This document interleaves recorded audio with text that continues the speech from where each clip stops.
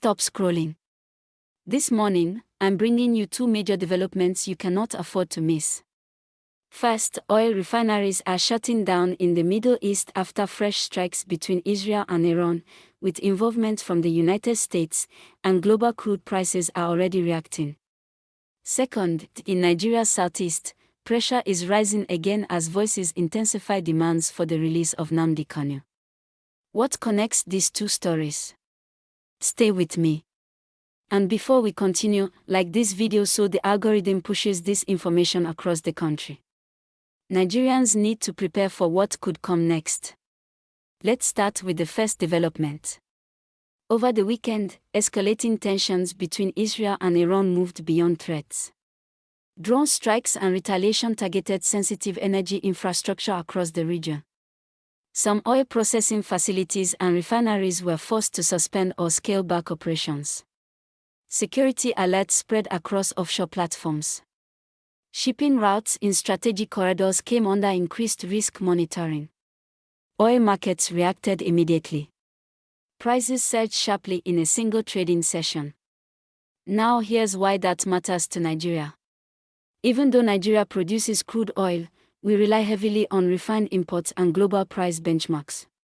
When global crude rises, domestic fuel prices usually follow. If this escalation continues, petrol prices could rise again. Transport costs could increase. Food and goods could become more expensive. Fuel scarcity could return if supply chains tighten. This is not fear, it is how global energy economics works. And this is only the third day of rising tension. Now here's the second development. While global oil instability builds, political pressure inside Nigeria is intensifying. In the southeast, supporters and community voices are once again amplifying calls for the release of Nnamdi Kanu. The demand is growing louder in conversations, online mobilization, and regional discourse. For many in the region, his release is seen as a pathway to easing long-standing grievances. For others, it remains a legal matter that must follow due process. But here is where the suspense lies. When economic tension and political tension rise at the same time, the atmosphere becomes sensitive. Fuel pressure affects daily life. Political pressure affects national unity. And both are now building simultaneously. If oil prices continue climbing due to Middle East shutdowns.